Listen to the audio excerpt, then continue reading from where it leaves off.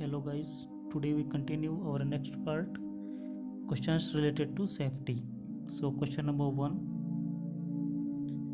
class A petroleum products should be preferably stored in. Class A petroleum products should be preferably stored in floating roof tanks. Class A petroleum products को किस store में किस tank में store किया जाता है, तो इनको हम फ्लोटिंग रूफ टैंक्स में स्टोर करते हैं। Next, working at high permit is required when work is to carried out at height of more than 2 metres. अगर 2 मीटर से ज़्यादा हाइट पे हमें वर्क करना है तो उसके लिए हम वर्किंग परमिट की ज़रूरत आवश्यकता पड़ती है। अगर 2 मीटर से ज़्यादा ऊंचाई पे हमें काम करना है तो उसके लिए हमें परमिट की आवश्यकता होती है। Next, during shutdown work permit is issued for a maximum period of 15 days. During shutdown, work permit is issued for a maximum period of 15 days. Next, minimum penalty for any safety violation by contractors workmen is ₹5,000. तो minimum penalty क्या होती है जब कोई safety violation होता है contractor के द्वारा, तो ये मिनिमम ₹5,000 होता है पेनल्टी सेफ्टी वायलेशन के against. Next, wearing personal protective equipment will prevent injuries. तो पर्सनल प्रोटेक्टिव इक्विपमेंट्स हमारे क्या जो है प्रिवेंट करते हैं, क्या प्रिवेंट करते हैं हमें, तो ये हमें इंजरीज से प्रिवेंट करते हैं। Training is absolutely essential for entry supervisor, entrant and attendant. तो training is absolutely essential for, training जो है एब्सोल्युटली इसेंशियल होती है किनके लिए, एंट्री सुपरवाइजर, इंट्रेंट और अटेंडेंट, इन सब के लिए ट्रेनिंग जो है इसेंशियल होती है, आवश्यक होती है। Next, safe range of oxygen inside confined space. Confined space में सेफ रेंज क्या होती है ऑक्सीजन की, तो ये होती है हमारे 19.5 to 23.5% से एक सेफ रेंज होती है ऑक्सीजन की in confined space. Confined space means a space और location that, confined space means a space और लोकेशन दैट, कन्फाइंड स्पेस का क्या मीन होता है या क्या लोकेशन होती है, that is large enough to allow full body entry, has a restricted means of entry and exit, is not designed for continuous human occupancy। तो ये कन्फाइंड स्पेस का क्या मीन होता है, confined space is large enough to allow full body entry. Confined space एक large area होता है जिसमें कि फुल बॉडी एंट्री को अलाउंस होता है। Has a restricted means of entry and exist, इन्हें ये एरिया रिस्ट्रिक्टेड होता है जिसमें कि एंट्री और एग्जिस्ट जो है रिस्ट्रिक्टेड होता है। Is not designed for continuous human occupancy, और ये कंटिन्यूस ह्यूमन ऑक्यूपेंसी के लिए डिज़ाइन नहीं होता है। Most of the accidents are caused by unsafe acts. Most of the accidents, most accident जो है किस कारण होते हैं, जब कोई अनसेफ एक्ट होता है, असुरक्षित कोई कार्य होता है, तब मोस्टली एक्सीडेंट होते हैं। Next, what is impossible gloves to protect against, what is impossible gloves to protect against turning parts. तो टर्निंग पार्ट्स के अगेंस्ट जो है ये प्रोटेक्ट होता है, इम्पॉसिबल ग्लव्स हमारे टर्निंग पार्ट्स के अगेंस्ट जो है ये प्रोटेक्ट होते हैं। What should you do with you personal protective equipments. आप पर्सनल प्रोटेक्टिव इक्विपमेंट्स का क्या करते हैं, take proper care of it. What should you do with you personal protective equipments, that is take care, proper care of it, हमें इसकी जो है proper care करनी पड़ती है।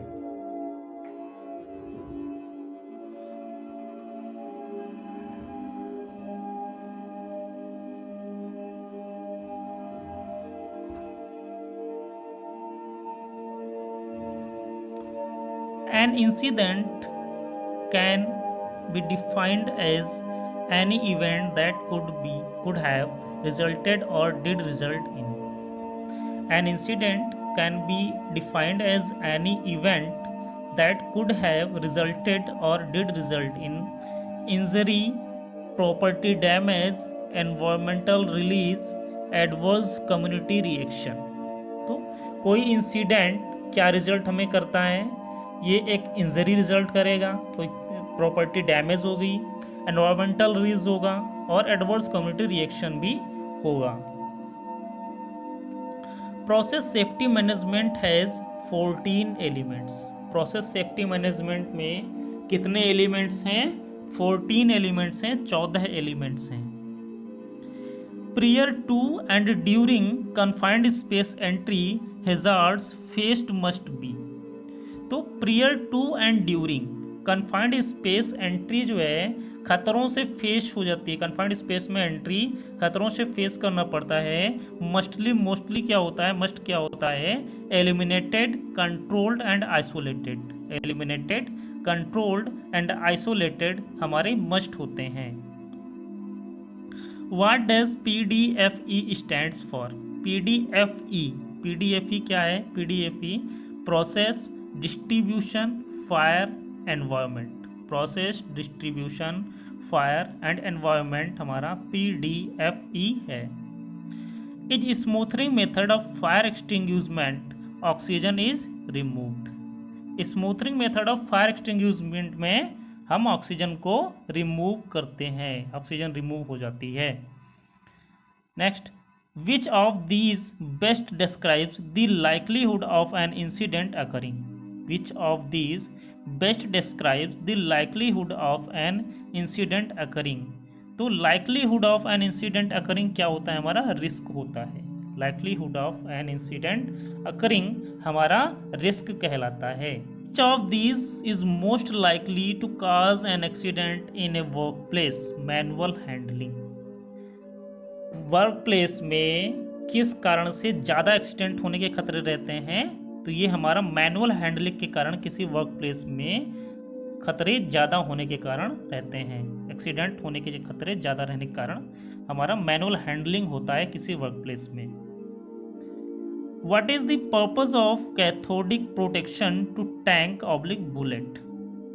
What is the purpose of cathodic protection? Cathodic protection to tank and bullet. तो cathodic protection किसी tank या बुलेट का क्या पर्पस होता है? Cathodic protection means to protect the tank/bullet from corrosion. Cathodic protection का मीन ये होता है किसी टैंक या बुलेट को कोरोजन से बचाना, कोरोजन से सुरक्षित रखना ही कैथोडिक प्रोटेक्शन होता है. What is this chief coordination of on site emergency? What is the chief coordinator of on site emergency? CGMT. CGMT हमारा चीफ कोऑर्डिनेटर होता है ऑन साइट इमरजेंसी में. Next, the occupational safety and administration requires employers to have hearing conservation plans if the average 8-hour noise exposure is more than 85 decibel.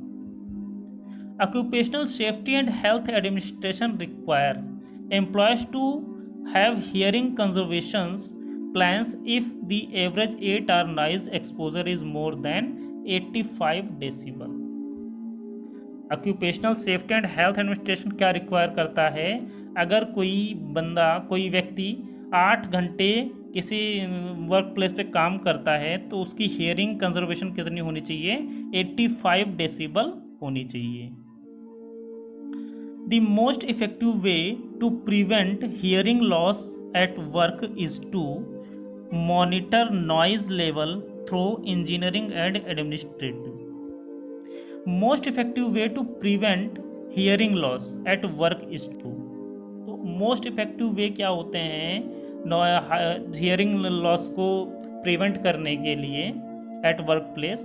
Monitor noise level through engineering and administrative.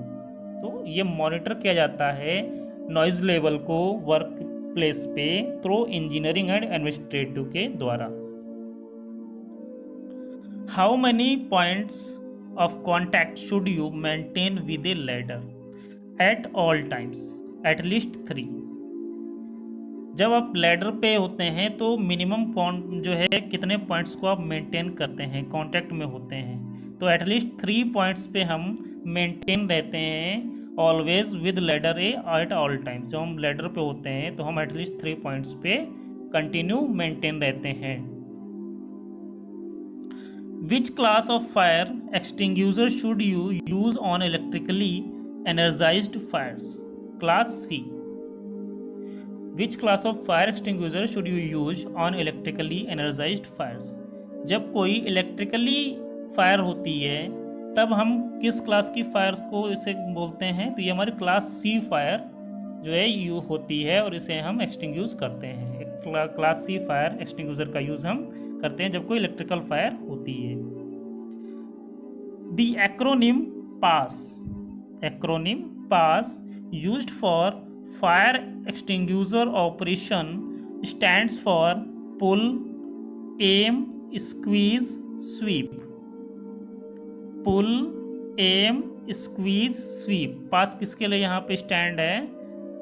Pull, aim, squeeze and sweep. What is hazard? खतरा क्या है? Hazard is anything with the potential to cause harm.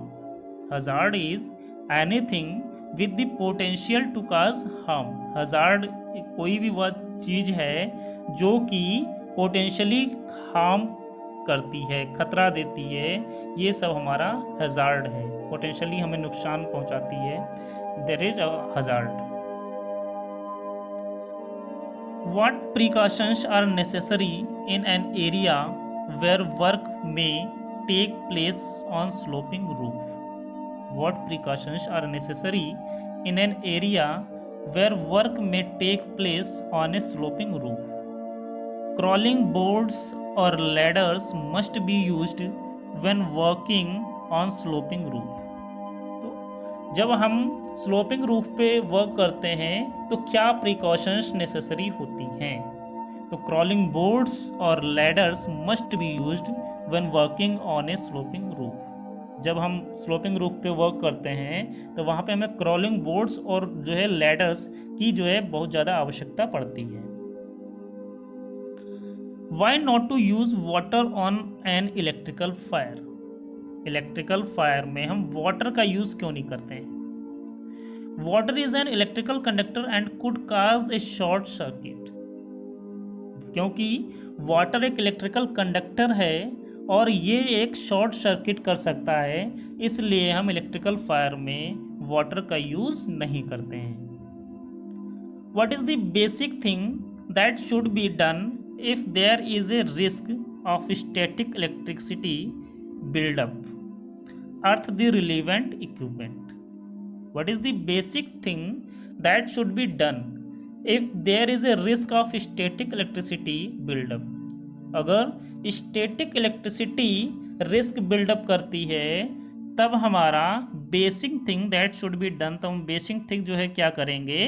Earth the relevant equipment. Earth में हम जो है उस current को, उस स्टैटिक इलेक्ट्रिसिटी को हम जो है अर्थ में बिल्डअप कर देते हैं, पहुंचा देते हैं। ये हमारी वहाँ पे बेसिक थिंग होगी जो है इलेक्ट्रिसिटी या करंट से बचने के लिए। What is flame proof electrical equipment? Flame proof electrical equipment क्या है? Electrical equipment which can be used with safety in A flammable atmosphere without the risk of causing A fire. Electrical equipment which can be used with the safety in a flammable atmosphere without the risk of causing a fire. Flame proof electrical equipment हमारे वह equipment हैं जो safety के साथ किसी flammable atmosphere में without risk causing ए fire work करते हैं, that is our electrical equipment.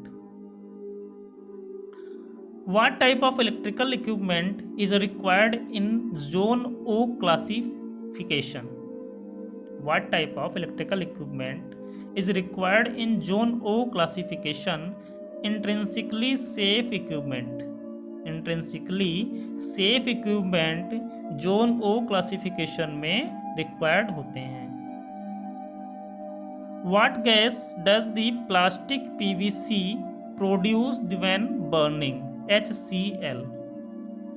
What gas does the plastic PVC produce when burning? HCl.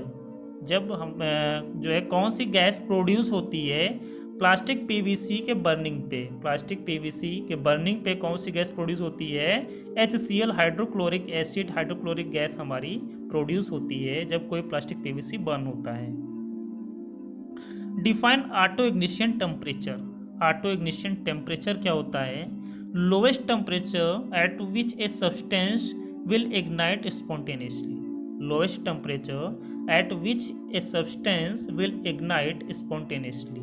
तो ऑटो इग्निशन टेम्परेचर वह टेम्परेचर होता है, वह मिनिमम टेम्परेचर होता है जिसपे कोई सब्सटेंस इग्नाइट स्पॉन्टेनियसली जो है इग्नाइट हो जाता है। कोई सब्सटेंस किसी मिनिमम लोएस्ट टेम्परेचर पर, लोएस्ट टेम्परेचर जिस पे कोई सब्सटेंस इग्नाइट स्पॉन्टेनियसली होता है, that is our auto ignition temperature.